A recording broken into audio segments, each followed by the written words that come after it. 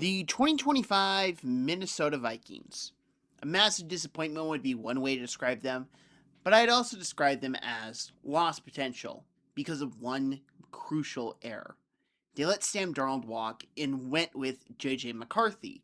Now, it makes all the sense in the world why you'd go with a top 10 pick, but it led to disappointing results, bringing the Vikings to where they are in 2026, bringing in Kyler Murray to be their starting quarterback, just trying to get something out of the position compared to last year, which was a net negative overall.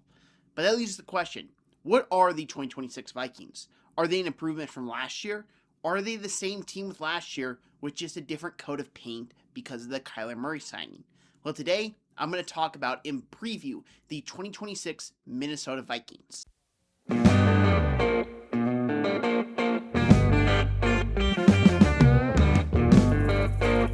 Now, the Vikings weren't insanely active in free agency, but they made a big-time splash move, and possibly the move that can have the biggest consequences out of any move made in free agency.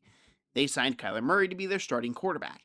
And I know, it's a camp battle supposedly when you look online, and that's what the coaches are saying. Kyler Murray would not have signed with the Vikings if he wasn't guaranteed the starting position. That's what he wanted. That's what he got. J.J. McCarthy will be riding the bench this year. And it's very interesting when you look at Kyler Murray going to the Vikings, as he does have a great deep ball. You got to imagine him and Justin Jefferson are going to have an insane connection throughout the season. But Kyler Murray has one big question mark, and it's not even his height, although that does play into it. He misses time due to injuries. And that's because he is shorter in frame, shorter in stature than a lot of other quarterbacks. His body doesn't absorb the abuse like other quarterbacks can. And he will miss time. And that's going to lead the Vikings to having to play J.J. McCarthy. And yeah, I don't have a lot of confidence in that. But if Kyler Murray is healthy, he does drastically improve the quarterback room. Even if Kyler Murray is, say, a top 20 quarterback instead of a top 15 quarterback, that's a major jump up in improvement for this Vikings offense. And considering what we saw Kevin O'Connell do with Sam Darnold a couple years ago, and Sam Darnold's a very good quarterback and probably better than Kyler Murray, it is reason to believe that he can structure his offense to bring the best out of this quarterback in Murray, where it's deep balls, where it's not as much over the middle because he can't see as much. And it's not like that's a big deal because TJ Hawkinson is regressing. So I don't even know if they had a quarterback that could see over the middle of the field all that much, he would be utilized to the fullest extent. And that's a big key, is that the Vikings have talent on the outside of the receiver position. They have Jordan Addison, they have Justin Jefferson, they have the tools to really excel with Kyler Murray, and they brought in Juwan Jennings in free agency as well, who is just a good, scrappy third wide receiver to replace Jalen Naylor. And they also brought in James Pierre. As a Steelers fan, Vikings fans, you're gonna love him. He's gonna make some mistakes every now and then, but he just showed such great progression last year, and I'm excited to see what Brian Flores is gonna do with him this year. But as I mentioned, they did lose some talent. Jalen Naylor went to the Raiders. Jonathan Allen, Javon Hargraves, big Brians last year did not really go all too great. And that's okay. They admitted defeat. They went, let's go a different direction. And that's with what this entire free agency period was for me, was the Vikings admitting, we were wrong. We're going a different direction. And they owned up to it. Now, the GM did get fired, but Kevin O'Connell was calling the shots in free agency 100% anyways. So, not a big deal.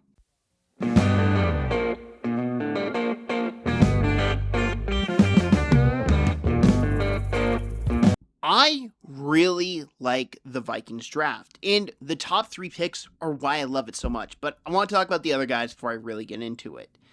Caleb Tiernan is actually a left tackle I had graded out more than others. He actually was a top 70 player for me overall.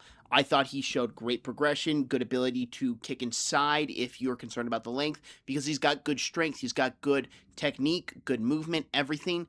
I really did like him. Now, his length is a concern. It's why I think ultimately he does move into guard, because he's not this all-around transcendent level player that can work on the outside. We've seen that worked with some people, but it's very rare.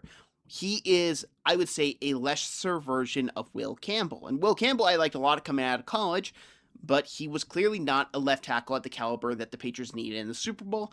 That's what I really see with Caleb, is that he needs to move inside. He's got good power. He's got good technique. He's got a lot of tools. Just play him inside. He'll be really good.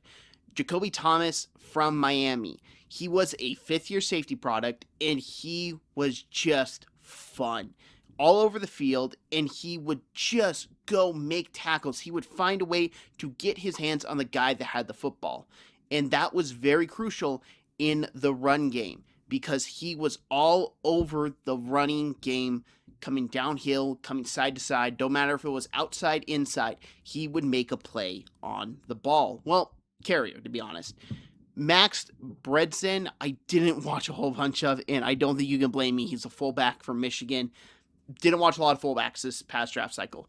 Charles Demings, again, another guy I was really, really high on, as I think he's got good versatility. I think he's really good in man. I think he's really good in zone. He played at the FCS level, but I watched a lot of FCS football, and I watched his film as well, and I was blown away with him. He has good play rec when the ball's in the air, good hands, good ability to move with a wide receiver, good just everything. And for a fifth-round pick, going to Brian Flores, and he's not going to play right away. Brian Flores does not like to play young cornerbacks in his defense. But 2 years from now, I can easily see him playing meaningful downs for the Vikings defense.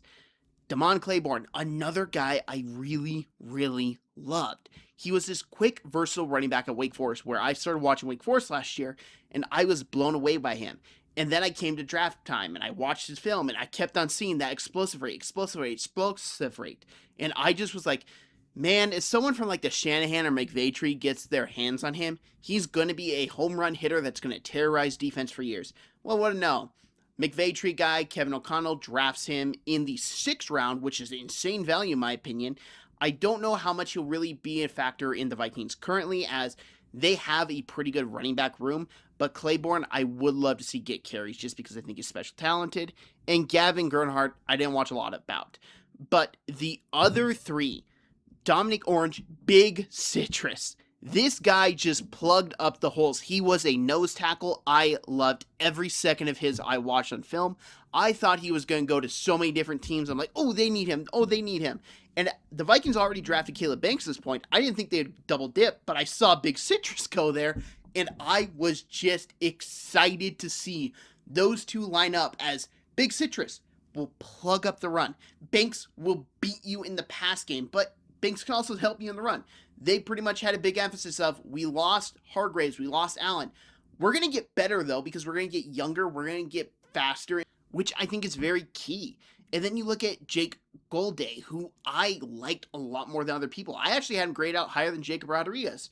Now, considering I was lower than Jacob Rodriguez than a lot of people, don't really know how much that is to say, but Golday was just this explosive, fast, twitchy linebacker that I just loved and thought if he went to the right team, the right coach, the right situation, he could really pop, as he's got the traits you like, and he's got very good play rec right now, but you can still see raw sometimes. He'll make mistakes, and that's okay. He is a young, athletic, traitsy player. He's got Brian Flores as his coach, as a linebacker coach, pretty much, because Flores will have his handprints all over who's playing linebacker.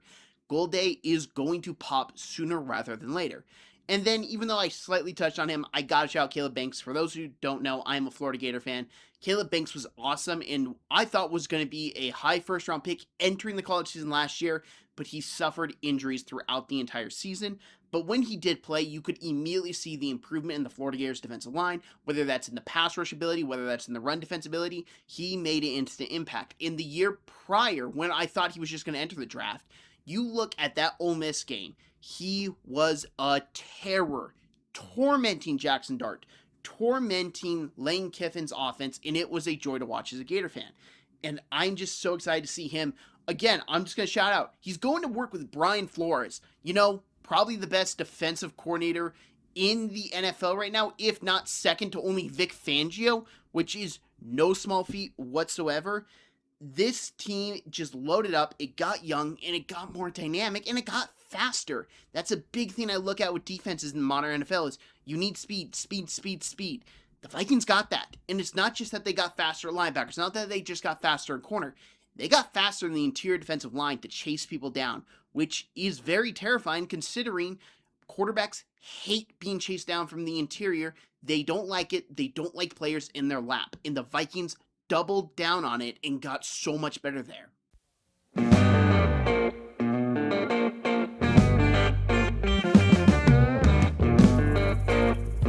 Now, looking at the Vikings roster and everything going for them, it's so hard to place them.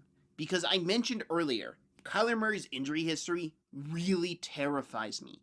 And it's not just that he'll get dinged up and miss games. He'll try to play through injuries, and you can see the limitations show up even more.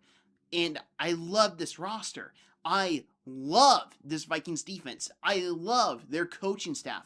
I love so much of this team. But quarterback, I'm so worried about because if Kyler goes down, I have to rely on JJ McCarthy. And that really led me to thinking one thing. Say the Vikings are hypothetically 6-2, and Kyler Murray is going to miss a minimum of 4 games, maybe 6 games. Do they go out and acquire a backup? Because I can't honestly say I'd play JJ McCarthy at all if I'm trying to win. And that's just an indictment statement on a former top 10 pick, but realistically, he was abysmal last year to the point you can't let him see the field whatsoever. Like, is Carson Wentz just going to be the backup this year? And if that's the case, yeah, I think he's better than JJ McCarthy, but that's also not good that 2026 Carson Wentz I trust more than JJ McCarthy, a first round pick, top 10 pick of a couple years ago. And I really just need to see the Vikings acquire a backup quarterback. If they acquire a backup quarterback, I will be all in on this team making the playoffs because their defense is loaded. Their receiving core is loaded. Their running back room is loaded. Their offense line, if Christian Darrisaw stays healthy, is a really good unit. But the big question mark is that quarterback room. And it's not even just Kyler. I like Kyler. I think Kyler can be a major improvement for them. I think he can help them win football games. But when he inevitably gets hurt, who comes into play? And that's why I just currently have the Vikings sitting last place in the NFC North. And it's not because I don't like them. I very much like this team. I very much think on paper it is a more talented team than a couple teams in their own division. But quarterback is so key in the NFL that I just don't feel comfortable putting them above the other 3 teams in their division. But they can easily make the playoffs. Why? Because Kevin O'Connell is a great offensive mind, and he's just a great head coach in general. Brian Flores is an amazing defensive coordinator, and he's got a lot of young, fresh talent to really work with and thrive with. This team is loaded up. They just need to get the quarterback position right. And if Kyler Murray comes in, plays lights out, then they are set up for the long run. But if he does get hurt and they are in a position where they have to go out and acquire someone, it is a major must-do, or else their season will be over.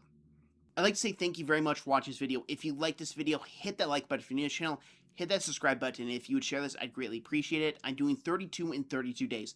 32 NFL team previews in 32 consecutive days. Today was the Vikings. Yesterday was the Dolphins. And if you're watching this at a later date, maybe all 32 are up. So I'd like to say thank you very much for watching. I hope you enjoyed this, and I hope y'all have an amazing day.